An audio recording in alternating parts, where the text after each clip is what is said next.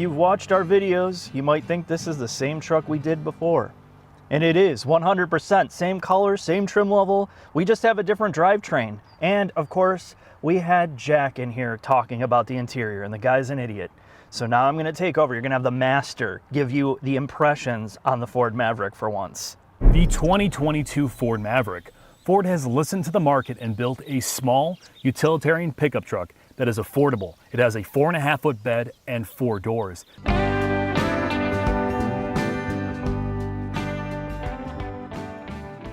So let's break this down. Ford in the past has not done a great job on their economy cars and trucks. They've always looked like just a glorified rental vehicle or a U-Haul fleet truck.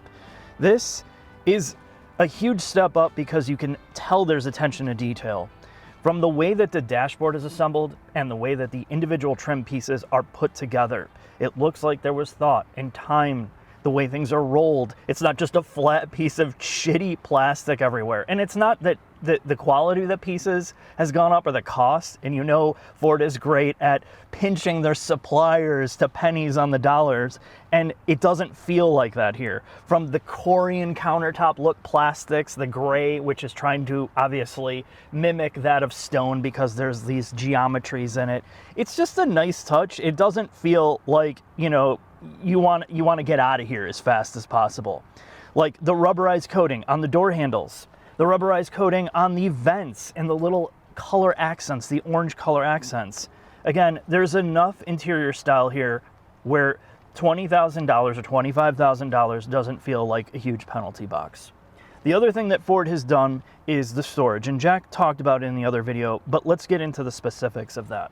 This center console area has been lowered down to make it feel like you're sitting in a bench seat.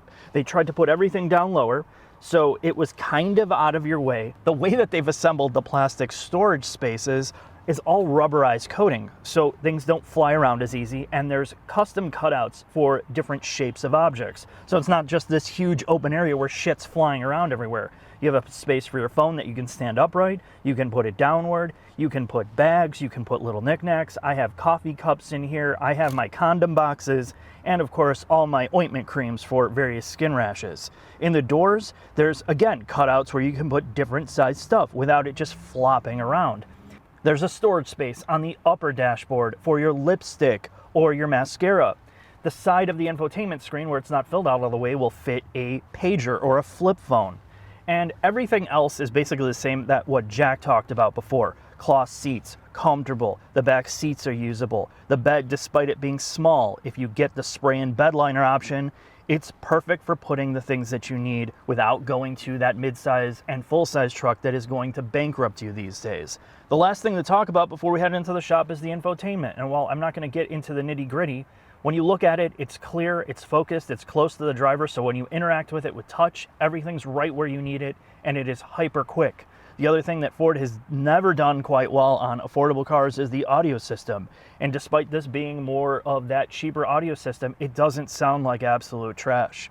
In fact, if you change it to driver focus mode and you just up the EQ in terms of treble and mid, it's surprisingly really good to listen to and something that you don't typically get in this price range. So let's head into the shop. We're going to talk about this truck a little bit in terms of the drivetrain options before we drive it.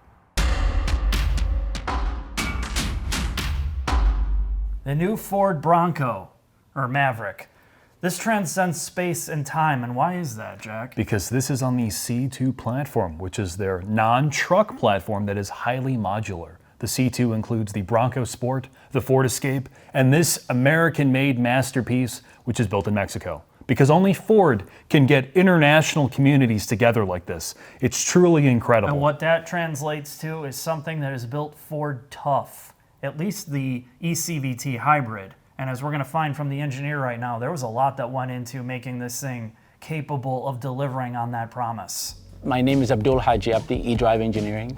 We're actually offering a designed, developed, tested, and manufactured in-house electric motor for the first time. We're able to take costs out, material out, while keeping capability to match the Ford truck. We don't have to rely on the know-how from our suppliers. We're doing it ourselves now. Not only does it meet the truck commitment in terms of durability, thermal performance, trailer tow, everything that's built for tough, but at the same time, we're getting 20% weight reduction. So as the engineer said, there are, or maybe he didn't, there are 2 different drivetrains available for this. Our first video we did on this was the hybrid, which returns far superior fuel economy. It should have longer intervals between oil changes, be easier on the brakes, but that truck can only be had as front-wheel drive. And because this is a modular suspension architecture, you have 2 different options. You can have this as front-wheel drive, which, to be fair, this 2-liter is, or you can go to an optional all-wheel drive system, which is on demand, but it changes the rear suspension layout. You have a torsion beam in the front-wheel drive cars. However, in the all-wheel drive equipped cars, you get a multi-link, which should handle better and ride better than the torsion beam equipped vehicles. This 2-liter is the EcoBoost 2-liter. It produces 250 horsepower, 277 foot-pounds of torque, and it's mated to a traditional 8-speed automatic, where the hybrid is mated to an eCVT.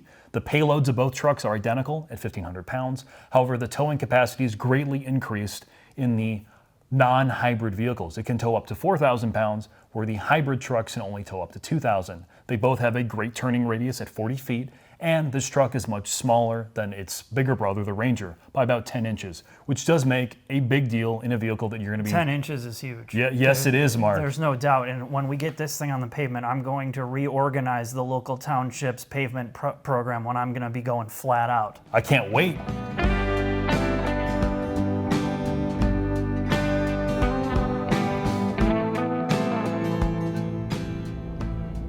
No eCVTs here, Jack. What do we got? 2-liter, 250 horsepower, and a real 8-speed automatic. But this is front-wheel drive. Oh, and this engine's from Cleveland, too, by the way. Perfect.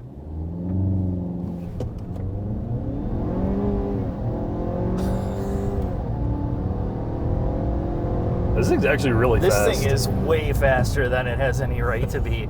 Yeah, we were driving this yesterday, and I drove it today. I'm like, holy shit. I mean, you're literally ripping the front tires off the ground with this thing. I mean, you're going to smoke a lot of cars in this because of the turbocharged torque and power that it delivers, Jack. And when this is all-wheel drive, when you option it to be all-wheel drive, I'm sure this will do a really good job getting off the line, and it'll perform in bad weather. The penalty, though, Mark, is fuel economy. MPGs, we got about 40 in the hybrid. Yes. And this is what? 26.7, and that's highway, city, that's our combined cycle, yeah. yes. Okay. That's us driving, but it's the same roads we did in the hybrid.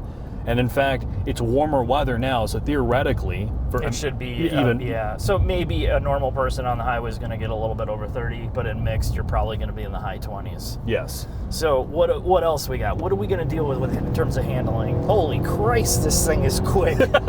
Wow.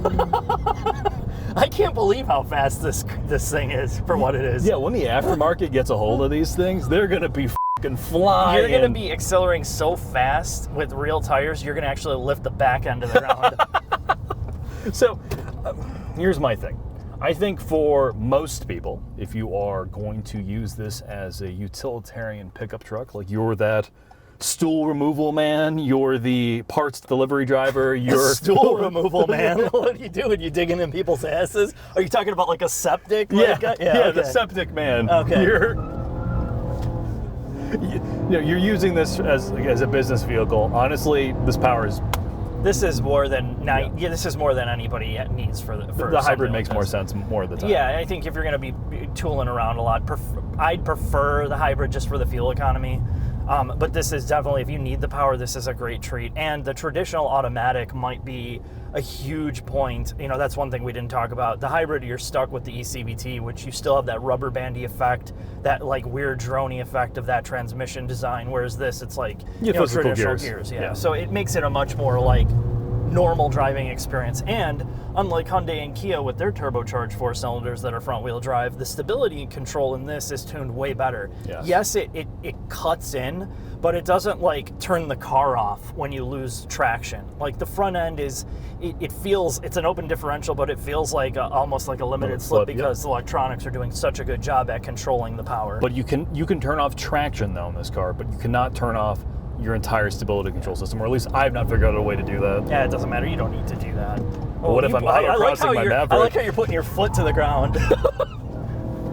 Jack's like, oh, we need to brake. No, you don't need to brake in this, Jack. Well, This Mark, thing as I mentioned before, it's not high on my list to die in a front-wheel drive four-cylinder pickup truck. I mean, the point is, this thing is like, what, 25 Gs? Yeah, a little less than that, Okay. 23 or 24 and change.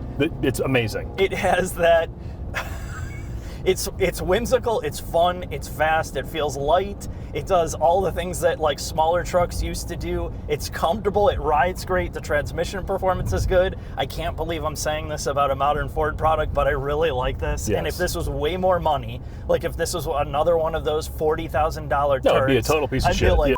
that. But this, for what it is, if the dealers don't bend you over, just do it. Yeah, man.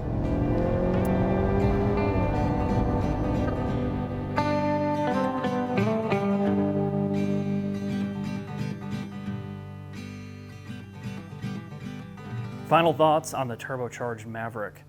Despite this being front-wheel drive and not being a real truck, both the hybrid and this have been incredible to drive.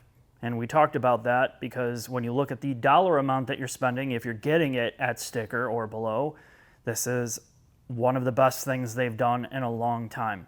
Typically affordable and well-equipped and good driving vehicles have been reserved for the Koreans and the Japanese. And finally, Ford has done something that most people will really be proud to drive, enjoy driving, and it will do everything that it claims it can do. Of course, we don't know long-term reliability. That's something you're gonna have to figure out as a buyer. But I will say this, if you're looking for pure efficiency and you don't need to tow much, the hybrid is a way better option because you're saving so much fuel. And if you need the power and you want to drive like a dick, the turbocharged version it's crazy fast for what it is, even in front-wheel drive. So I'm going to leave it at that. Thanks for watching, and I'll see you next video.